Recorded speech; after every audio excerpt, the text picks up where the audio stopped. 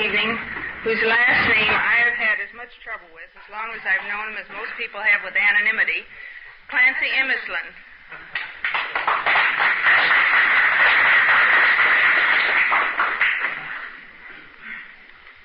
My name is Clancy Imislund, and I'm an alcoholic. As who wouldn't be, I think. Before I say anything more stupid, I'd like to start off with something that happened to me a week and a half ago or so that you might get a kick out of. About, 10 years ago, I was in school, and a boy and I had come back from the Navy after the war and gone back to school, and he was fresh out of high school, but we were in the same grade, but quite an age difference. And he was one of these clean-cut, all-American types that repel me on sight, and you, I'm sure. But he and I banded together and pooled our meager resources, and we won the National Intercollegiate Championship in 1949, and he and I made up the team. And even at that time, people were saying, why can't you be like Dick, good old Dick, clean-cut, all-American boy, you rotten, sodden bum, you know. And my wife used to tell me about why couldn't I be like Dick, and my parents, and the president of the college, and my friends. And in the ensuing years, things got worse. We pulled farther and farther apart. I kept sinking deeper into the mire. And each time I'd get in jail, I'd wonder, where's old Dick tonight? Old Dick kept rising, and I kept sinking. Eventually, I was committed to the nut house, and Dick was elected president of the Junior Chamber of Commerce. And by this time, I'd left Wisconsin far behind me. I wanted to be as far away from this wretch as I could be. And I got thrown into jail in new and different states and cities, and under new and varying conditions, and Dick, with perseverance and pluck, rose to the top. Last year, I think we achieved our widest division.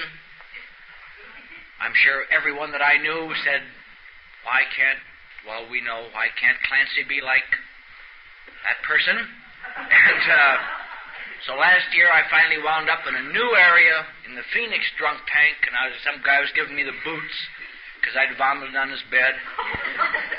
And old Dick was elected president of the State Junior Chamber of Commerce, had been made an executive of the bank in my hometown.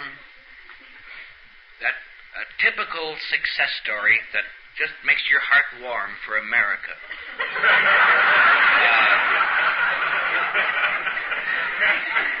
So about 2 weeks ago, I got a letter from my mother and had a clipping in it. And I pulled it out and I opened it, and there was the front page of my hometown paper. And whose picture was on the front page? Dick's. And the headline was, Dusterbeck arrested in Los Angeles. Dusterbeck had embezzled from his bank.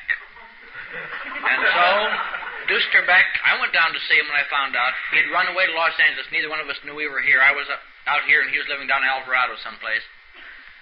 And he was extradited back to Wisconsin and has been sentenced to do 1 to 5 in the state prison at Waupun now. And here I am, clean-cut, sober, and alert.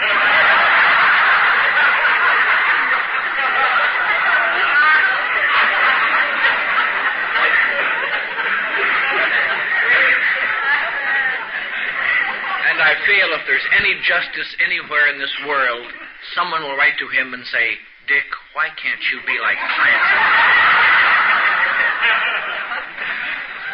But I got quite a laugh out of that clipping, though I showed it to everyone that would stand still long enough to look at it. It did give me a laugh, but it did call back that perhaps my past years could have been a little better spent than they were.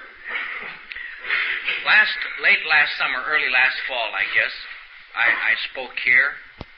I think it was the first talk I ever gave in Los Angeles of any length.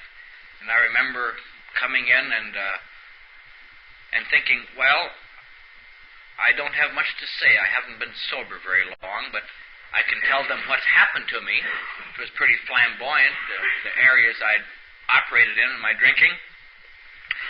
I remember when I got done how good I felt that I'd gotten so much of that confessional phase out of my system. And tonight, as I was driving down here, I was thinking, well, it's a little different situation now. Then I didn't even know if I could stay sober, but I remembered so much that had happened. Now I think maybe I can stay sober a little bit, maybe tomorrow. At least I'm sober today, and things are a little bit better. And perhaps I have progressed a little bit. I have nothing exceptional in my life, I don't suppose, except that it happened in a shorter period of time than some others. It happened maybe in a 12-year period in which I achieved various heights and various depths that I wouldn't care to go through again. There was, I can think with joy of the days that I was a brilliant young newspaper reporter with a great future. And then they decided I wasn't very brilliant anymore, and so I no longer was. And I tried to become a brilliant young advertising man. I was successful for a while. And I was a brilliant young engraving production manager. And I was a brilliant young dishwasher. And I was a brilliant young janitor. And I was a brilliant young piano player on Skid Row. And I was a brilliant young, many, many occupations. And now I not only am no longer brilliant, but I fear I'm no longer young. But the pains for me, I am sure, are no different in effect than the pains were for each of you. I think we're all here because the pain became intolerable, and we reached a certain limit which we could no longer cope with. We had to do something. The anesthetic was no longer doing the job, the anesthetic we'd counted on. As I stand here and I was joking about Dick, and I mentioned the nut house, and I remember that very clearly.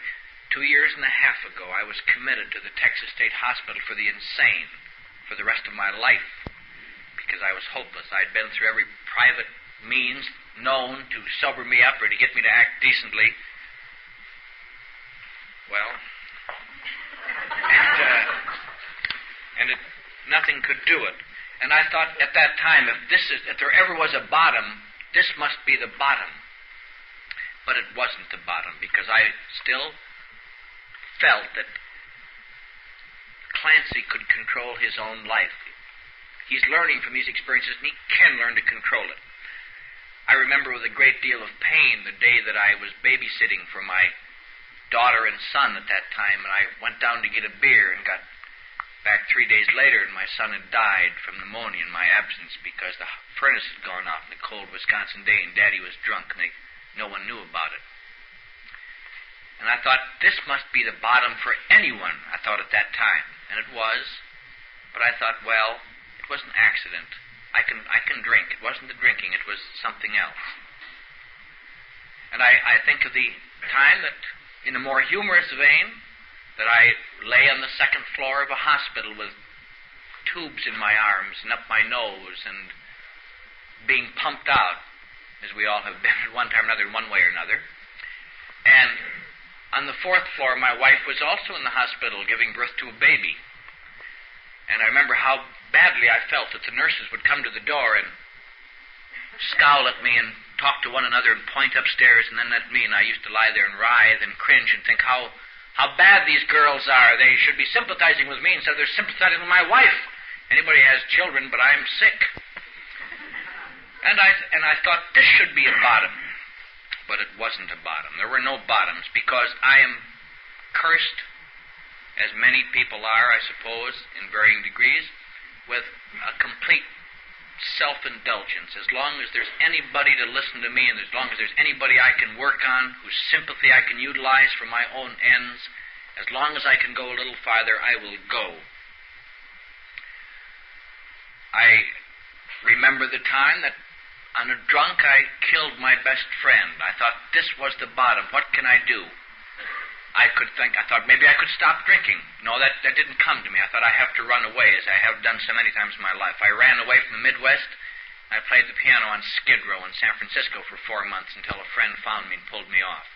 These things are not important in themselves, except that what is my bottom evidently is maybe worse than someone else's bottom and better than another person's bottom. Bottoms are strictly relative. It's how much I could force on myself, how stupid I was, how self-willed I was before something got through to me. And I don't know where the difference comes. I wish there was a line or a marker or a flag that would go up and say, you've now had enough, you're never going to drink again, this is it. But you don't know. This afternoon at the 6300 Club, I was sitting there after the meeting, and a fellow came up and he said, Clancy, he said, I hate to confess this to you, he says, but I'm just coming off a drunk. And I'd seen him several times. He said, I've been to 90 straight meetings, 90 meetings in 90 days, every night. He said, and I was feeling so good I felt that I couldn't be an alcoholic. So he's been drunk a week and he lost his job and he's starting over again. But for him, he had to find out again. I hope he doesn't have to find out anymore. I hope I don't have to find out anymore.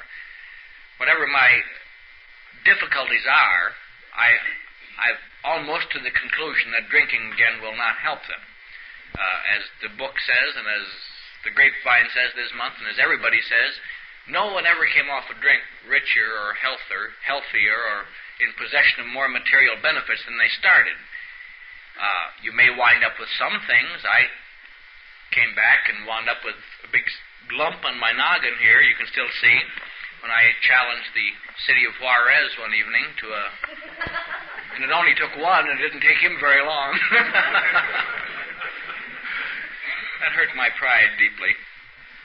And you wind up with some new charges being placed against you, or you wind up with a new sense of remorse. You've added to the remorse that already was intolerable, and here you've added to it, so there's nothing you can do now except drink some more to forget it. So eventually I think we all get to the point where the pain gets so intense, at least it did for me, that I could do nothing.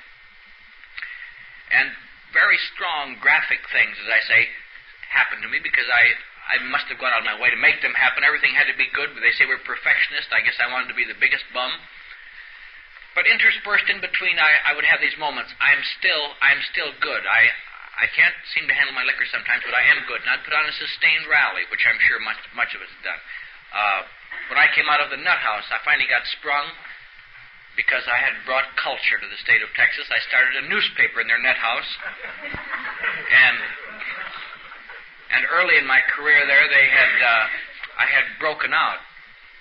And being Texas is what it is, it's rather flat. And once you break out, they can see you running for about 4 days in any direction. So there's no problem to get you back, but it was quite of a feat to break out.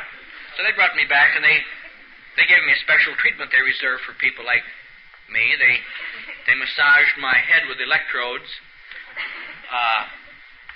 shock treatments. They put me on the 2 a day, which is the maximum for wild people, and they slowed me down considerably. I very well remember the day I woke up after coming off the shock therapy. They had me on, 24 jolts or something, 2 a day for 6 days, and then 3 a week for 4 weeks or something like that. I don't know, but anyway, what happens to you, you lose your senses. You're gone. You have no conception of who you are, or where you've been, or what happened to you, or why you're there. And as you start to come out of it eventually after one of these sieges, I remember I woke up and I looked around. The last I remembered, I guess, playing piano in San Francisco 2 years ago. I looked around and there were bars on the windows. And I didn't know at the time, but I was in the violent end of the locked ward in a little room. And everybody in here was about in the same shape. And I thought, my goodness, who are these strange-looking people, you know? I wonder now, who are these folks? What am I here to... And I couldn't make out who I was, didn't quite know my name exactly, or why I was there, certainly, because all the 2 years had been wiped out in my memory. And I thought for a while that I'd died and gone to hell. I really did. I thought I was in hell briefly, until someone cursed me. One of the attendants cursed me, and then I knew that they didn't even talk like that in hell, I suppose. But I became a very model patient. I didn't know why I was there for a long time, but I knew I didn't want to stay there. So I did everything they said. And I started a newspaper, and I directed a Christmas cantata of Patience. That was a circus.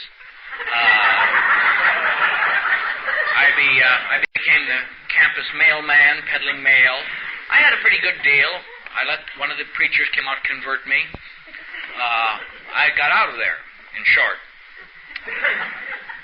And I went back to El Paso, where my wife and daughters were living, and I thought, certainly I have learned a lesson from this, and so I went to AA that I'd had skirmishes with off and on during the past 5 years. They used to come and visit me, and then I'd visit them, and then that'd be it.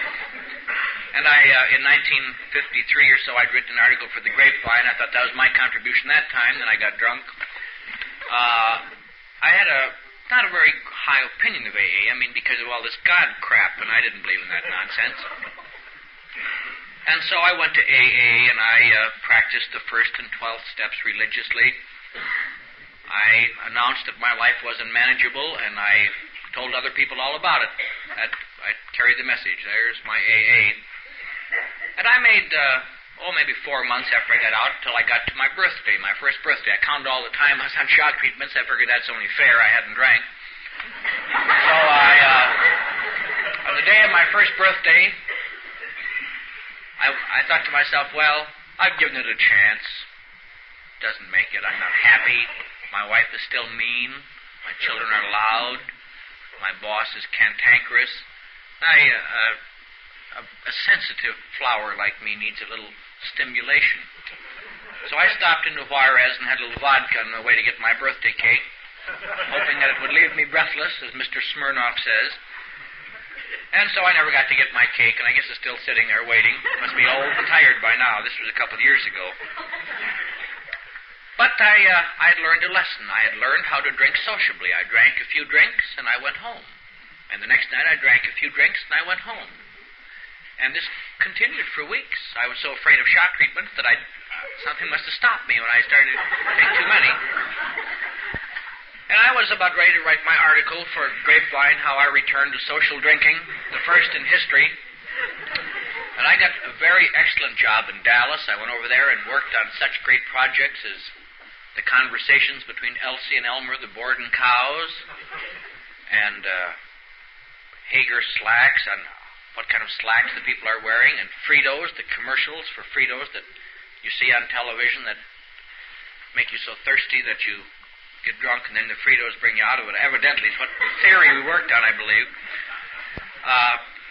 And I socially drank, and I went to all the advertising parties, and I drank martinis, and every once in a while I'd get into work, and I was there at Christmas time, and got a lot of bottles, and it was fine. I brought my wife, and she came to Dallas, and had another daughter. I had 4 daughters now, and I was expansive and wealthy, and a nice home and a car. But, of course, it's inevitable. My drinking was catching up, and pretty soon, bang, I was in the sanitarium. The job took me back. Bang, I was fired. Then I went to work at another job, equally good, because they thought I still had places to go and con people. And I said, now, give me one more chance, because I've seen my mistake now. I think what's wrong is I've been drinking too many martinis. I'll just drink beer, and I'll drink it at home. And I got a job as a manager of a very large plant in the graphic arts field. And I did a very fine job, and I went back in the sanitarium for a week this time. And finally, my wife and children left me for the final time, and I lost my job, and everything came to an end. Every chance I'd had finally ended. And I thought, boy, I'm really being persecuted. This is too much. So I rented a car. My car was gone. My house was gone. My family was gone. And I rented a car and whipped off through Wichita Falls and wrote a newspaper for some political campaign. Just sat at the typewriter in a hotel room and drank and wrote a whole newspaper. Whipped off, drove across the state, careened, I should say, all the way across Texas in this rented car to El Paso. Got drunk, got thrown out of the bullfight, which is a very hard thing to do in Juarez.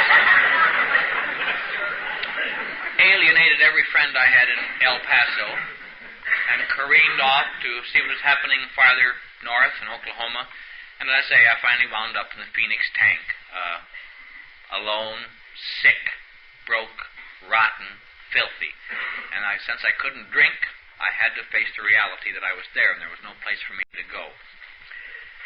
I had just enough for within $1 or so of paying my fine, so I got out. I remember very clearly standing in that hot summer's day in downtown Phoenix, sick, as I say, and rotten, unshaven, no place to go, and thought, what in the world do I do now? Who can I contact that will help me out of this mess? And I had a dime. I didn't have enough to place any prepaid calls, but I called collect. I called to all my relatives in Wisconsin and in Minnesota, and I called all the places I'd worked for the last 8 years, or 9 years. I called the college I'd attended. I called everyone, in short, that I could possibly think of that I knew. Incidentally, I called Dick, and he... But not a person of all that crowd would even accept a phone call from me. They wouldn't accept a collect phone call. And I had no conception who my wife was, and she instituting divorce. So there was nothing, I had no place to go. I had my choice right then, and this is true. We laugh at it now, but this is how we feel, at least how I felt at the time. I thought, now, how can I commit suicide? I can either commit suicide, or there's nothing else to do. And even suicide is not allotted to you at that time, because for we people, I think, to commit suicide, we have to envision ourselves lying in the casket, and many people passing by and saying, gee, I'm sorry I was so mean to old Clancy. Otherwise, suicide is pointless. And there wasn't even anybody that would do that, I didn't think. So I thought, I can't even kill myself. Christ, I'm denied such small privileges as this. So I walked 12 or 14 blocks through Phoenix, dodging police, and terribly alone, and walked to the Arid Club at Phoenix, and I walked in, and I sat there for 3 days and shook, and shook, and shook, was very sick. And I finally got through to an editor that I once knew in Texas, on the guise of being the Phoenix correspondent calling in, so he accepted the charge. And I laid my story on him, and he wired me $20 on the basis that I would not use it to come back to Texas. So therefore, Los Angeles held forth its arms to me. So I came here, and I went back to AA, and I thought, I have to give AA one more chance. It's funny now, and it's funny in retrospect, these things, but we all have been there in various ways ourselves. And we know the terrible feeling of, this is the end, and I think this was the end. I had never much more important bad things that happened to me, but nothing that left me such a feeling of alone. There's nobody now except you that gives a damn whether you live or die. So if you don't care, you're done. And I thought, what is it? I knew the book. I think one of the greatest drawbacks that a slipper has in coming back, or a person who's played around with the program for a length of time, is that you know all the phrases. You know the book. I read the book twice, and I didn't pay any attention to it. I read the book. I knew the steps. I could recite them. When I came back to AA, I knew all the cliches. I knew all the trite phrases. I'd ridiculed all the spiritual bourgeois that people had been pushing out. And all of a sudden I found myself in a position where I have to go back and start all over again and listen to the same things and try to believe them. Things that I'd spent years ridiculing. I knew them, but they didn't apply to me. Now I have to believe that they apply to me. And for any slipper, any person coming back, I think that problem is there. There's no longer any golden, wonderful honeymoon period, at least not like I've heard it described. There's no longer any magic in coming into an AA meeting. There's not going to be a mantle of fire descending on you that's going to relieve all your pains forever and again as long as you live. You're going in there, because this is the only damn place you can go to keep sober. And if you can't get it here, you're done, because you've tried everything else. And so I threw myself into it. And I didn't do a very good job. I was pretty sick mentally. I know that alcohol is our problem, but I'm sure that our squirreled-up thinking compounds it grievously. And one of my fears had always been that I was going insane, and I thought I couldn't stay sober and remain sane because I had so many remorses, so many things that I'd done in my life, so many opportunities I'd lost, so many people I'd alienated and hurt. And I thought, how can I possibly stay sober? This pain is so intense, I have to anesthetize it. And it wasn't very easy at first. It wasn't easy, I'm sure, for any of us at first. And I'm just saying this to confirm our own opinion. I'm like everybody else. It wasn't easy for me. And I was terribly sick, and I went to meetings, every meeting I could find in the book. I went at night, and I went in the daytime, I went at night. And I didn't have any money. I had weeks of just... The first 4 months I was in Los Angeles, my clothes were locked up more than I had them. I mean, landlords were locking them up more than I was using them. So they still retained some semblance of use because I didn't use them much when I first came here. But I didn't much care, really, because my thought was, I have to get sober. What can I learn on this Alcoholics Anonymous program? And I thought of one thing, if there's anything I must learn something about this God nonsense. I had God pounded into me when I was a little boy. I was raised in a Lutheran family where God sat in a cloud. And it seemed to me as a little boy, he sat up there somewhere and he was a mean, scowling old fink, and he waited for people to make mistakes, and as soon as they made a mistake, he'd look around, and I didn't want anything to do with people like that. I wouldn't drink with a guy, or I wouldn't stay with him sober, as the phrase goes. And so I had to find something that I could understand, and I thought higher power, and I talked to many friends, and they helped me a great deal in formulating an opinion.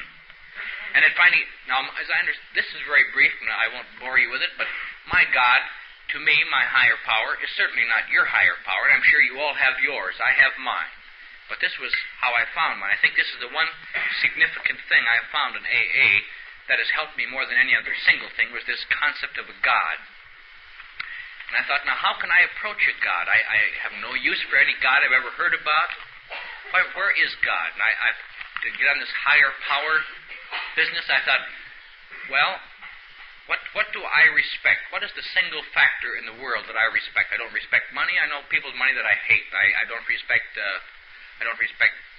physical things. I respect, I guess, intelligence. I have a great deal of respect for people that I have an infinite amount of intelligence that can think. In a small degree, I have the respect for the man who can lift the hood of my car, and I say, gee, that's a big hunk of iron, and he says, no, that's your carburetor. And there goes the carburetor. There must be something that I can evolve for me that I can believe more, that will fit what I can understand. I don't understand very well. And eventually, through months of grasping and probing, it may change tomorrow. But I came up with something that's helped me a great deal recently. And the thought, for me, my personal God, my personal that I pray to is like, I think of as this intelligence as something maybe like a television antenna. And it's sending out a picture of good, or a picture of what is right, of serenity, peace, understanding, whatever you may call it, to everybody. No more to me than to you, or no more to you than to me. But we're all getting it. And I feel if I'm not utilizing it, if I'm not getting any serenity or peace, I've been monkeying around with these dials on my set, and there's something wrong with the receiver. There's nothing wrong with the antenna sending it out. And so if I'm not careful, I get nothing. And if I work very hard and I keep doing the things that I'm told to do, then I can understand. Then I'm in effect working a little bit with the dials, and maybe all this snow and fuzz will slow down after a while, and there'll be a little line, or there'll be a vague outline or a vague picture, as we all have done with our TV sets, and you keep playing around and hoping, this is the knob, no, this is the knob, this is the knob.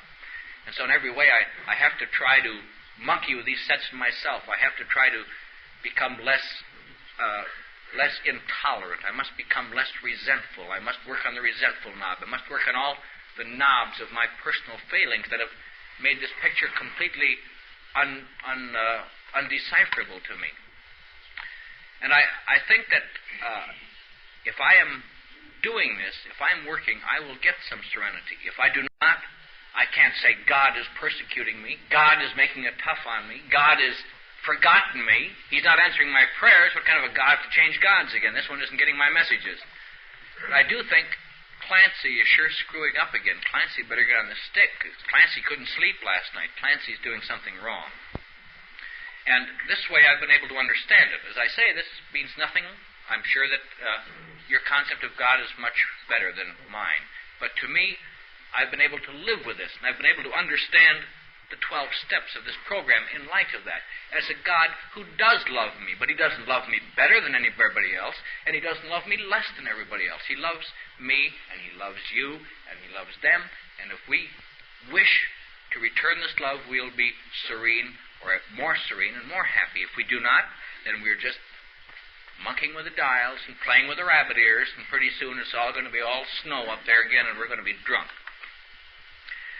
And I had a little trouble with humility. I feel that, I don't know about you folks, but to me, the one reason I could never achieve any humility was because I always felt so insecure and inadequate that I had to keep the front up constantly. I could never let down the front and even pretend to be humble, because people might see how really humble I really was, what a rotten bum I was. Always arrogant, smart. Always had a smart remark, clever, ha ha ha. Nothing ever gets through to me. Because if you keep the wall up thick enough, they'll never find out what a softy you are. Nobody can ever hurt you. You're never happy, but nobody can ever hurt you. And you go through life and you think, I've got it made, except times when you wake up in the middle of the night and you think you're going insane, and the times you can't eat and you have to stay drunk to maintain the front. But outside of that, it's a marvelous defense against the world. And I think in AA, one of the great concepts for me was the idea that everybody here feels as inadequate as I do. Everyone here, in one way or another, feels that their faults, they have committed the sins that I've committed. Not the same ones, but they feel they're as black as the ones I've committed. And everyone here is here for one reason. We're not here, for Christ's sake, to go to the Elks Club, to sell merchandise to the guy sitting next to us. We're here for one reason, to get our sanity back. And certainly everyone must be at the end, because nobody comes in here after 2 beers and they don't like the beer, so they come to AA. We're here because we've spent a life, or as much as we care to spend, of trying every method of cheating and robbing and lying and using every method known to stay away from facing reality. And so, but still, humility to me was a tremendous hurdle. I don't understand humility. Humility, when I think humility, I'm sorry, but all my life has conditioned me. For many months I thought humility was the little humble tugging on their forelock type that smiled at everything and never answered back and never did anything. And I'd go on kicks like that of 4 or 5 days of adopting humility. And at the end of about 5 days, I'd be so upset, I'd curse everyone and get dirty cracker! And all my humility kick would, and I varied constantly between this arrogance of insecurity and this trying to be humble, which didn't fool anybody, myself. And I thought, I'll never get this humility nonsense. I'm too stupid. I can't make it. And then for me, now this may not be for anyone else, but for me, it suddenly came to me that maybe humility, for me, I could think of as teachability. Because part of my front was all the time, you can't tell me anything, I know it, and I know it first, and I know it better. And the idea that maybe somebody else could teach me something. Maybe I could listen to someone else. Maybe I could sit night after night after night in an AA meeting, not just to come in out of the cold, but to listen and try to apply what I'm hearing, try to apply to my own life and my problems. And somehow or other, by using teachability for humility, I found a little piece that probably is not the correct way to work AA, and I wouldn't suggest it to anyone else, certainly. But for me, this is what I found these past months, that I can maybe a little bit be taught. Maybe I can be taught more next week, and maybe, I hope, much more next year. But at least I've been able to listen a little bit. I've been able to get enough security so I can take down the front enough so I can let people know that I'm listening. And that is, to me, a marvelous thing, because the pressure's off. You don't have to impress so many people anymore. You don't have to keep conning. You can kind of sit back and say, well, if you don't like me, you don't know what you're missing because I'm all right. It's a marvelous feeling. But I've had some good things in AA. I mean, no material things, especially. During the time I've been here, I've been one of the outstanding janitors on South La Brea. We're perfectionists, and I try to get the cleanest windows in our shopping center. I have washed dishes up on the Sunset Strip, and I'll never sneer at another dishwasher again because I couldn't even cut it. These guys were waiting for me, and I was slow, and I thought, this is pretty sad. Here I've spent all my life making fun of dishwashers, and I can't even do it. But it was a good experience because I was doing something on my own that, no, I wasn't conning anybody, I wasn't cheating anybody, I was working my fingers to the bone for a 12 and 13-hour shift at night. I felt good in the morning. I felt awfully tired, and I felt cross, but I felt, well, at least I made these bucks honestly. I didn't con anybody out of them. And I have done various things. Now, next week, if things go well, or maybe not. If things go well, I'll be writing again, maybe, for NBC television. If things don't work out that way, as I hope that they're going to work out, I may be back washing dishes on Sunset. But it really doesn't make any difference because I can sleep at night, and there's the difference. That's what sobriety brings. Sobriety doesn't guarantee me, as you've heard, any jobs or anything. It gives me an ability to cope with the problems I've got within me. I'm sober enough now, if I can cope with the problems, I can go to as far as I can get these knobs going. And if I can't cope with the problems, then at least I'll be clean and I'll be off the streets and I won't be bothering people. But sobriety that is given to me is what only a chance to utilize what I've got. If I haven't got anything, I can't utilize it, but at least I'm sober. So AA, to me, has given me one other thing that I thought I'd lost. I guess the last time I cried was about when I was 9 years old. My dad beat the hell out of me for something, and I cried grievously, and I thought, nobody will ever make me cry. And I didn't. I had tears in my eyes sometimes, but I didn't cry because, by God, nobody'd ever see that I was soft again. I would keep that front arm so tight they'd never see me soft. This last Christmas Eve, I was feeling a little sorry for myself. It was about 7 o'clock at night, and everyone else was going home and wrapping presents and living it up, and I was sweeping out the store down there. The janitor was finishing up, and I thought, gracious, this is kind of a futile, what's the sense of keeping sober? Everybody else has got something. I got this broom for my Christmas Eve present. I don't like it. And the phone rang, and my 4 daughters called me up, and they were on the telephone from Dallas. And each of them spoke to me in turn. They said, Daddy, we're just going to bed now, and we called you to tell you that we love you very much, and we're glad that you're getting better. And we have to go now, and we talked a minute more, and then they hung up. And as I say, I probably won't see them for a long time, but I went into the washroom there, and I didn't let anybody know about it, but I locked the door, and I sat down, and I cried and cried and cried. And I think that was the nicest Christmas Eve I've ever spent in my life. I felt much closer to my children than I did last year when I was in the room with them, because last year I was drunk. And each year before that, there's always some, next Christmas is going to be better. But this Christmas I was closer, although separated by thousands of miles. I thought, if AA gives me nothing else, this has given me something, that my daughters like me and call me. And that they're also have inherited something from me. They called collect. So I know that I've transmitted several things to my daughters, affection and the ability to call collect. But that was a wonderful Christmas, and from a sad Christmas Eve, I spent all day Christmas smiling among my AA friends, spreading sunshine. This was the nicest Christmas.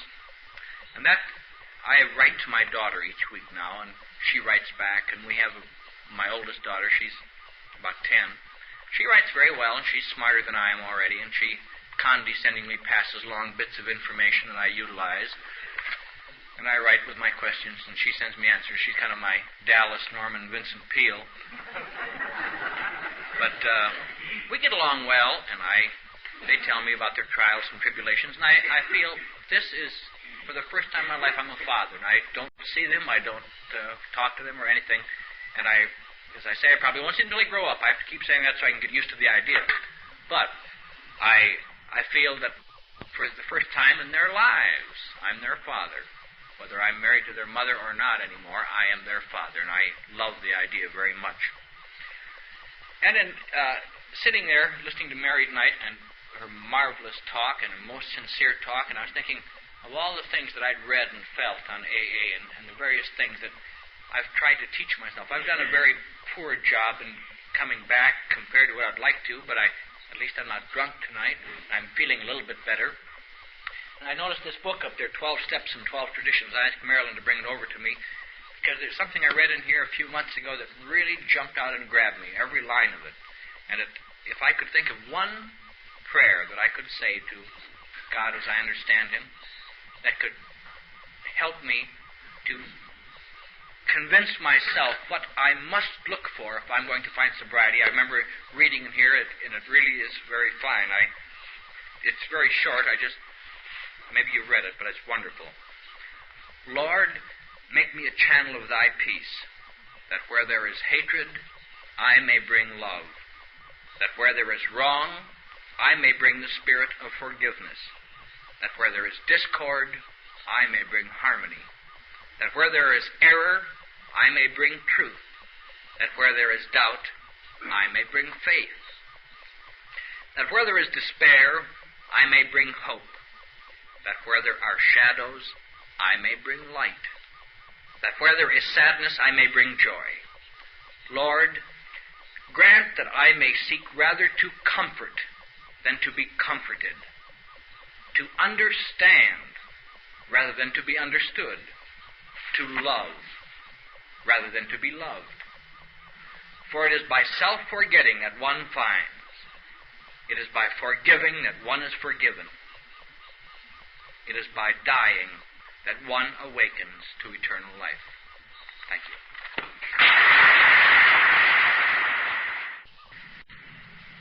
One of his tapes about a week or two ago, his tape, and the phone rang. He said, "Hello, watch your old drunk. This is Clancy from way out in California." And boy, I'm telling you, no one else would have done that but Clancy.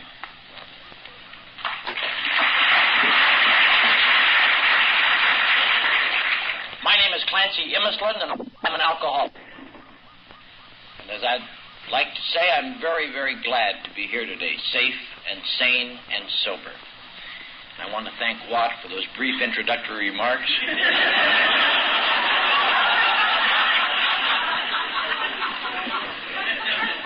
When I get to be of main speaker caliber, they're going to make me a leader.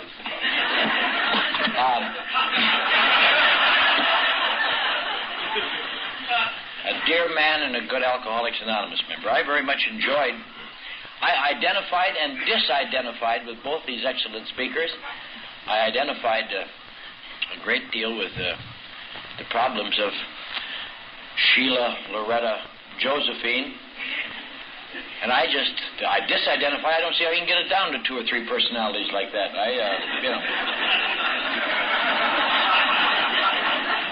I never needed group therapy. I used to just lock myself in the closet.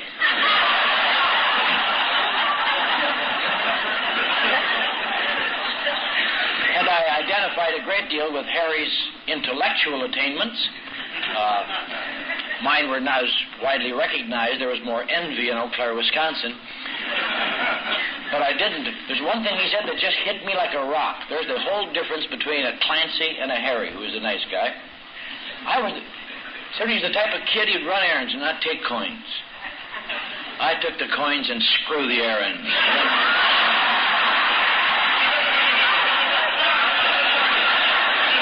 They won't remember my face. All right.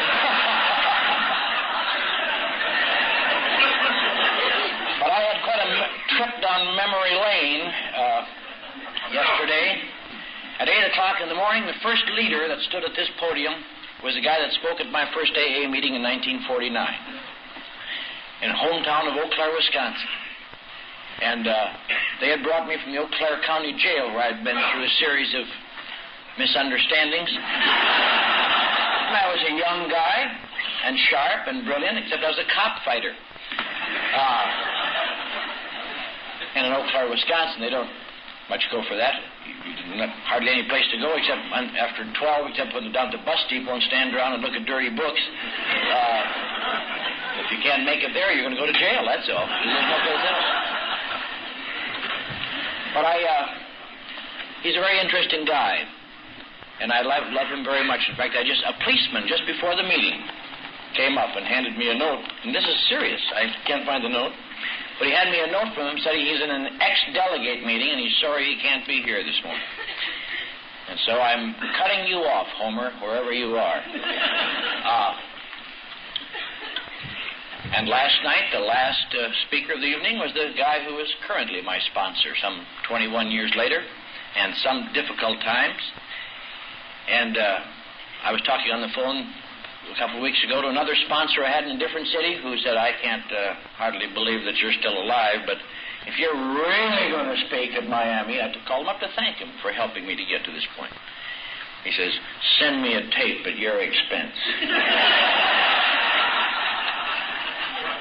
Well, that's fair enough. I'll give him a stiff check here. But I'm glad to be here because I've heard in the last 2 or 3 days many wonderful talks from wonderful people who have found this program and marched into life. And I, in a sense, am kind of the cull. I represent another facet of those who come to Alcoholics Anonymous. I am a loser, a bad loser, a sick, hostile loser. As I would like to say, where I live on the beach in California, we get a lot of rebellion these days. I'm sure you get some of it here, but not like there. It's really rebellion. A lot of kids out there shaking their fists at the steamroller and saying, I defy you, And they're romantic till the steamroller gets to them and leaves them, just flat laying there. And I understand what they're saying, except for one thing. I feel kind of sorry for these dumb kids. They think they're the first ones that ever rebelled. They think they're the first ones that ever did that. I've been doing that as long as I've been alive. I've been fighting and kicking and screaming, and it sure is a pain in the butt after a long time, I'll tell you. I came to AA when I was quite a young man, the youngest man in AA in the state of Wisconsin at that time, and I lasted a couple months, and I realized I wasn't really an alcoholic because these old fools, their problem was booze. Booze was just a vehicle that gave me expression. If I had problems, they were to be hidden, not blamed on booze. And I went to the next city I ran to. I went to AA, and I had a sponsor, and I just about... I blew myself out of that tub in a couple of years. I ran away to the next city, and I got a sponsor, and I blew myself out of that tub in a couple of years. And I ran away to the next city, and I blew myself out of that tub in a couple of years. Ran away to the next city. The next move was significant. For a downhill pull, I left San Francisco for El Paso, which has got to be some kind of an indication.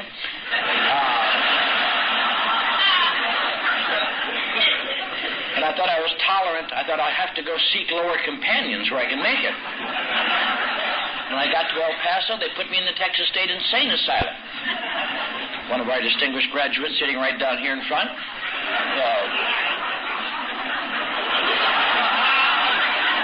An ex-Miss Booby Hatch. And I got out of there, and I ran into another town, and I got blown out of that tub, and on and on and on. And 9 years after my first meeting, I was thinking to myself, whatever happened to me? I had a college education that I had just before I made my first move out of Eau Claire. I come from a nice family of religious people. I have everything going for me, except there's something wrong inside of me. There must be. Why am I standing outside of the blood bank here on the Skid Row without any front teeth and a torn T-shirt waiting to sell a pint of blood for $4, knowing that, like Sheila, my 4 daughters are gone forever. They went along the way. My father hadn't talked to me for many years. My mother, when she knew where I was, would send me a Bible verse from time to time, which provided mild consolations, I'll tell you. I couldn't think of a single person in the world, and I'd been in a lot of cities and I knew a lot of people, that I could call or write or contact and have a reasonable chance of thinking they would answer me or care what happened to me. And by this time, I was notorious in AA. I was one of the few people in Alcoholics Anonymous in Los Angeles that was banned from the AA club, sober.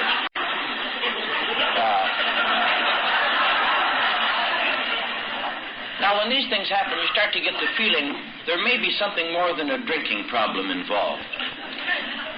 And 9 years later, I knew, as well as I had known in Eau Claire, Wisconsin, that I was not truly an alcoholic. And I knew it perfectly for one reason. Because alcoholics are people whose problem is alcohol. My problem is not really alcohol. It looks like a problem, and it is a problem sometimes, and it smells like a problem, and I can pass in any AA group anywhere as an alcoholic. But I secretly know I'm not an alcoholic because alcohol is more importantly an answer to me. It makes things soften up a little bit because there's something wrong with me. I have never had any objections when I wasn't an alcoholic at that time. When they said, "Is there any alcoholics here?" Because I secretly knew I was putting them on, those dummies, you know. And if anybody was said here, "Does anybody here that secretly feel they're insane?" There's one back there, get him, stone him.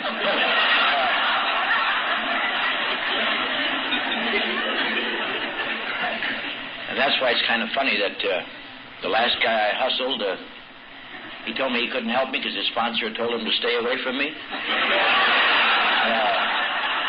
He dropped me off in front of the AA club one morning at 6 o'clock. An AA club that didn't open for 5 hours, and when it did, I was banned. And I couldn't get out of Los Angeles. You got to get a score to get to the city limits. Most towns, you just, you get a score and you leave town. Los Angeles, you need 2 scores. One to get to the city limits and another score to wherever you're going. And I couldn't put 2 scores together, and I was a hostile, nasty, rotten, front-toothless, 115-pound piece of failure. That's why it's kind of amazing to me. That was on Halloween morning in 1958. Kind of amazing that when the door opened, I lied to the guy and he let me in, and I never had another drink.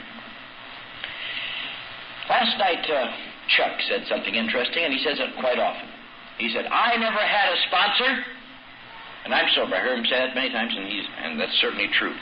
I hear many people sometimes say, "I don't have a sponsor," or "I don't get so involved," and I stay sober. And yet there are other people who seem to get so involved and they barely hang on. And I've thought about that over the years. And I think I want to discuss something with you this morning, if I may, briefly. I don't talk about it too much in talks, but I wanted this morning, because there might be somebody here who feels a little bit different, who might feel a little bit unique and doesn't really fit into 11,000 people like all of them do. Yeah. You can spot them outside in the coffee line. They get that 10,000-mile stare. Take me to my room. Why don't you just work the program? But over my experience in the past few years, I've come to a conclusion that satisfies me. There seems to be 2 major schools of alcoholism that I'm acquainted with. And I mean this very seriously. One group seems to be people who grow up, who make some basic social adjustment to life, then they begin to drink heavily, and eventually they drink themselves into alcoholism, and they become indistinguishable from all other alcoholics. There's another group, and I don't know how large it is, but I know a lot of them myself, who grow up and never make that first basic adjustment to living, and then they become alcoholics, and they're indistinguishable from all the other alcoholics except for one thing. They have nothing to return to called normal living. They have no idea what... I wouldn't know normal living if it up and bit me in the leg. The only normal living I know is perfection. I've never had it, but I always think of that as to be happy all the time. Have a wonderful family. Hold a job and don't have bad thoughts when you drive by girls in miniskirts.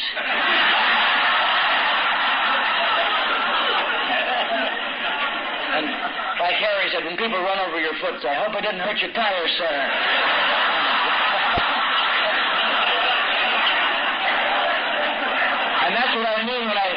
God says I'm a 50-yard dash man all my life because I can do that for about 50 yards.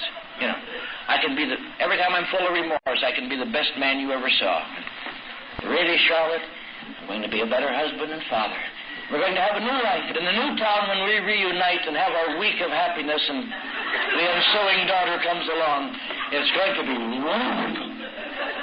Every one of my 4 daughters have been born as a result of a reconciliation.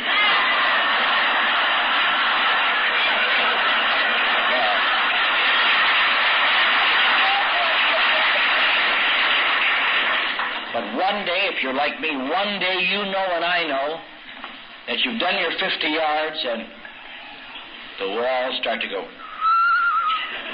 And the wind says, Clancy, this is a crappy town.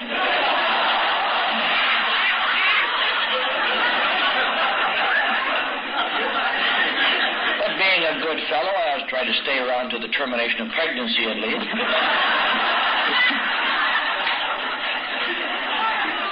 We never had any runaways in our family. None of our children ever ran away from home, I'm very pleased to say. I wish I could say that about Daddy. Daddy left often and far. I have a cosmopolitan family. One daughter was born right after I got to the nut house. When I saw her about 5, it just about shocked me out of my wits because I said, "Hiya, Susie." She said, "Hiya, Daddy." You know, she was a Texan. And it scared me because in Texas, the Texas accent to me connotes shock treatments.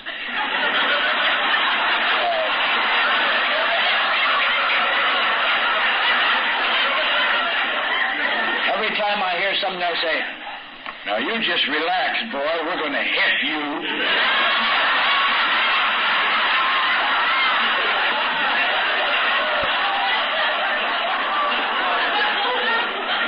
It's all the same to you. I'll break my hip on DC today.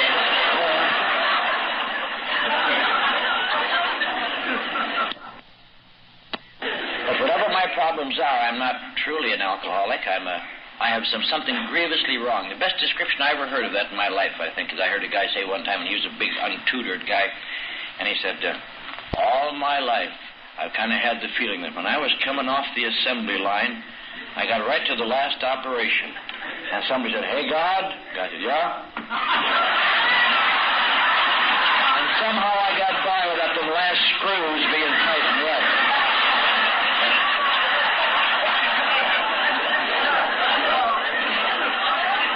And I can pass most of the time, but when the pressure's on, you're clatter, clink, clink. And I've gone to some excellent psychiatrists. I've tried every therapy I know. I've tried every therapy I know because intermittently in my 50-yard dashes I was a good writer and I worked in good advertising agencies and I wrote beautiful things between disintegrations.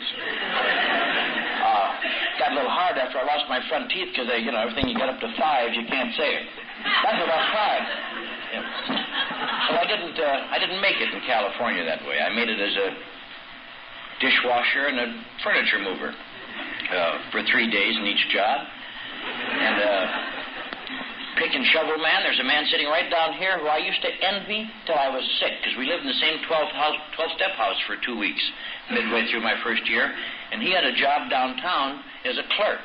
And he got on with a sack of lunch every morning and a white shirt. And I thought, that rotten fink. And the guy would be along with his truck and say, "We're going to go out and dig some clay now. Here's your pick." And another sensitive rose. Then I lost that job and moved back to my abandoned car. Don't touch that light.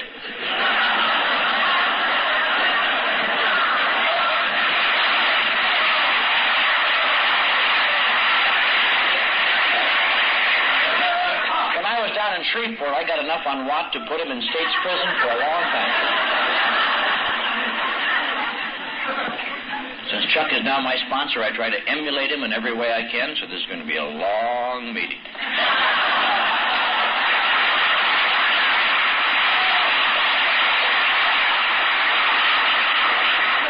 But I don't want to get involved in little details because in this short amount of time, I want to say something. I have tried Alcoholics Anonymous in conjunction with psychotherapy. At length when I had money and spent a lot of money on it. I had tried Alcoholics Anonymous in conjunction with medication, some to pull me up out of suicidal depressions, and I wound up as a terrible suicidal. That's why I was put in an insane asylum in Big Spring, because I'd committed suicide. I wasn't committed as an alcoholic. I was committed as a schizoid, suicidal, depressive with no prognosis of recovery. There was no alcoholism on my rap sheet at all. Just... Yeah. I had to simulate alcoholism to get out.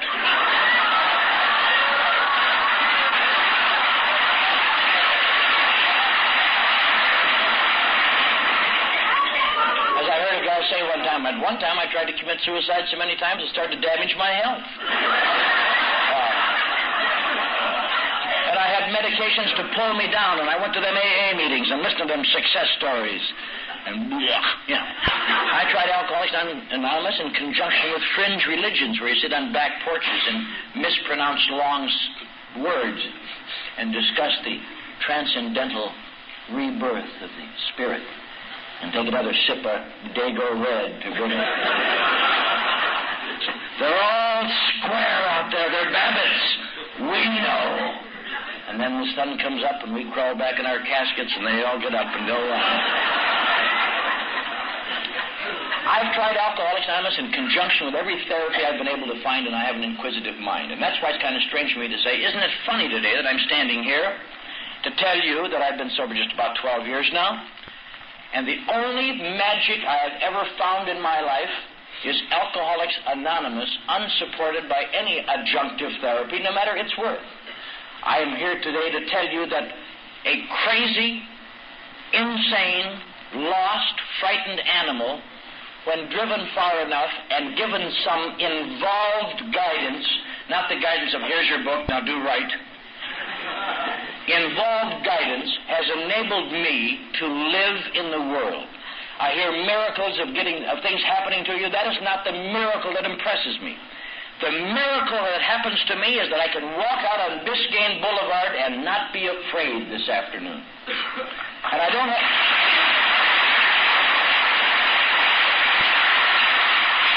When I'm not afraid, I don't have to be hostile. And I don't have to hurt people. And I don't have to... Now, here's a kind of a small miracle. We came down a couple of days early and went over to Bill D. from Pittsburgh. He's a wealthy eccentric that has his summer home over in Naples. And I roomed with a priest. Now, when I was 3 years old, I learned you don't do that. First they'll try to get your heart, then they'll try to get the White House. Yeah. Some of you don't know that. God slowly circles Our Savior's Lutheran Church in Eau Claire, Wisconsin. And he gives it to sinners, and he gives it to Catholics. And that's okay with me, Jack. I'll tell you that. Here I am rooming with a priest, while the rest of the AAs in this community were out in the Bay. We were out in the Everglades addressing a group of 20 apathetic prisoners in the Collier County Stockade, which is not air-conditioned. And every once in a while, somebody would come by to dust their eyeballs, you know. Now, why would anybody do that on a convention week? Why don't you have fun? Because to me, at least for me, these are the actions that are required for me. I don't impress them on anyone else. I am kind of a... People sometimes think they're hurting me a little bit when they say, you know, you're a terribly controversial figure. Because I'm one way. I said, this is the way it is. And I don't speak for AA, but I secretly think I do.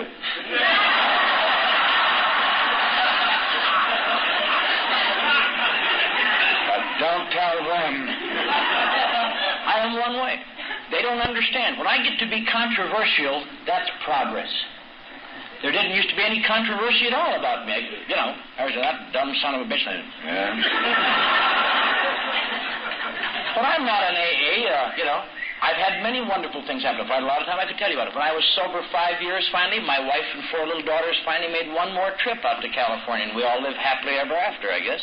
And like the young lady, we had a son representing that reconciliation. It was our first sober reconciliation. My job now, a hostile punk like me, for the last several years, I've been working as a public relations executive. I just go around making friends with people all day long. And I say, "Hi, Harry, how have you been? How's the wife and kids?" And in another 11 years, I hope to be interested in their answers. You know.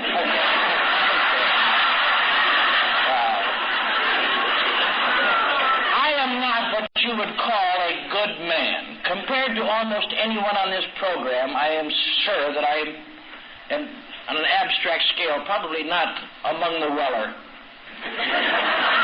But I know this. I am the best Clancy Imislund I have ever had. I am living year after year after year in that world, getting more comfortable.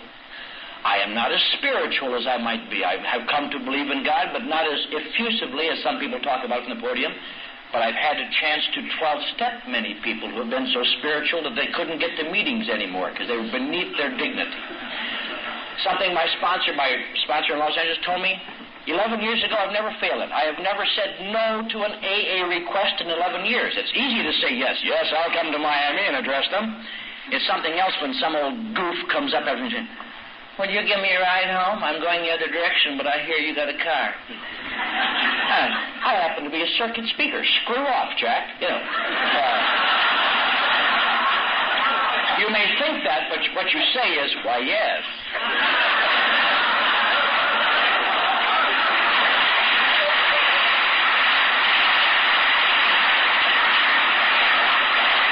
And the nicest thing I know, at least for nutty people like me, your motives never have to be right. You can have the rottenest motives that ever do in the world. But if you do the things, you will feel better. And if you do them long enough, your motives will change, I believe. As I say, I got a nice job, I got a family, I don't have to sleep in an abandoned car. I'll sleep in my own car if I want to sleep in a car.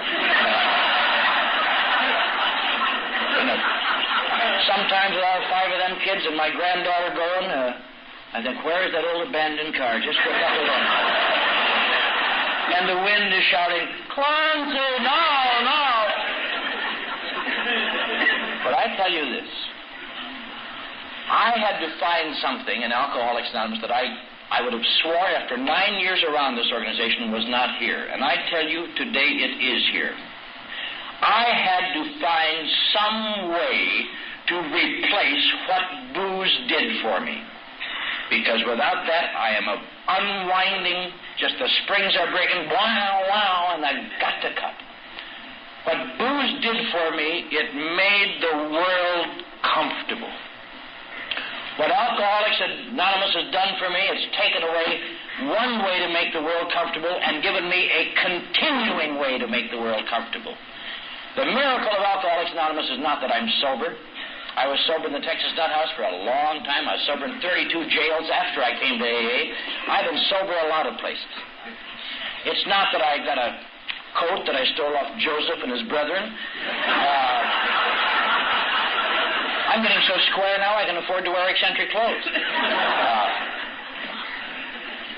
The miracle of AA is this. If you feel alone and afraid and think you're the only one that knows that secret sense of inadequacy that you can't talk to anybody about, and you know you really don't fit in, and you know that no matter how much they like you, pretty soon they'll reject you, and they'll get tired of you, your clever little phrases that you memorized.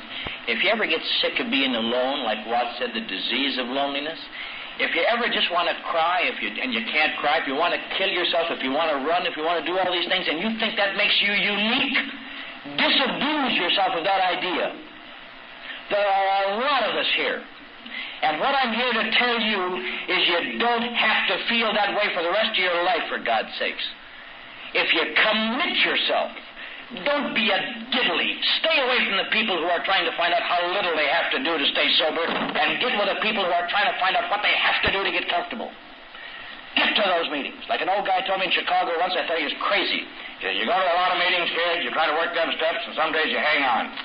Nothing up. But if anybody in this hall today feels that I'm anything like them, and you want my advice after 11 years of success in AA, and it isn't much success, but for me it's a magic success, I'll give it to you in one sentence. You go to a lot of meetings, you try to work them steps, and some days you just hang on. I